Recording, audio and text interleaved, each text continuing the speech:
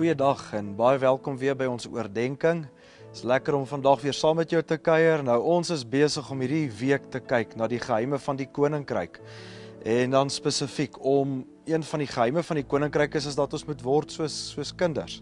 Nou kom ons lees hierdie gedeelte saam in Markus 9 vers 33 tot 37. Toe hulle daarna in Kapernaum by die huis kom, het hy vir hulle gevra: "Waaroor het julle langs die pad geloop en gepraat?" Hulle het egter niks geantwoord nie, want hulle het langs die pad met mekaar gestry oor wie van hulle die belangrikste is. Jesus het gaan sit en die 12 geroep.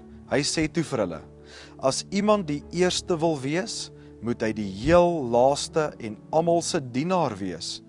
Toe het hy 'n kindjie geneem en hom tussen hulle laat staan.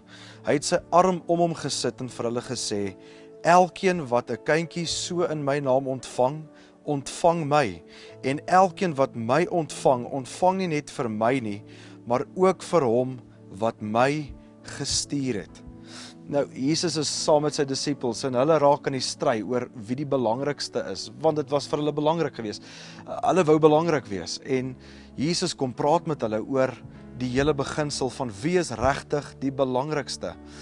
En Jesus sê vir hulle dat as jy na mense kyk en jy praat met mense en die manier hoe jy mense ontvang, dit is hoe jy hom gaan ontvang. Die manier hoe jy na mense kyk en met hulle praat en hulle ontvang is hoe jy hom gaan ontvang. En Jesus sê vir hulle baie duidelik dat om die belangrikste te wees in sy koninkryk, moet jy eintlik die minste wees. Jy moet soos 'n kind word. En dan vat hy 'n kindjie wat daar is en hy sê vir hulle, word soos een van hulle.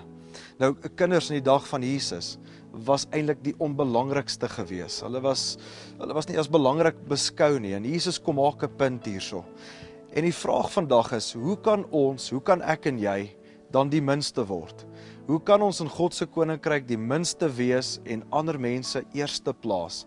Ek dink wat so belangrik is dat ek en jy, as ons na mense kyk, is dat ons potensiaal moet sien in mense. Ons moet na mense kyk anders as wat ons dalk partymal kyk na hulle.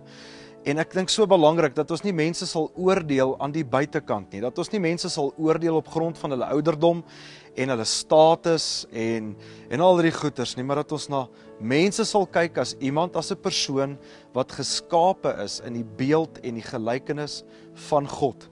Iemand sal sien wat in God se beeld en gelykenis geskape is. Met ander woorde, ons moet 'n 10 op iemand se kop sit. Ons moet 'n 10 op selfs die onbelangrikste persoon se kop sit. En as ons dit reg kry, ek dink gaan ons hierdie geheim snap, gaan ons hierdie geheim verstaan, van kom ons word die minste. Kom ons bid saam. Hemelse Vader, ons wil vandag bid en ons wil vir U vra dat U ons sal help om die minste te word. Here, help ons om 'n 10 op iemand anders se kop te plaas. Help ons om, as ons na mense kyk, hulle nie te sien en hulle nie te oordeel aan die buitekant op grond van hulle ouderdom en hulle status en hulle posisie nie. Here, maar ons wil na mense kyk en ons wil hulle sien as iemand wat geskape is na die beeld en die gelykenis van God. Help ons daarmee, Here. Ons wil ander mense eerste plaas en ons wil die minste word. Ons sê vir U dankie daarvoor. Is my gebed in Jesus naam. Amen. Baie dankie. Ons sien mekaar weer môre. Geniet jou dag.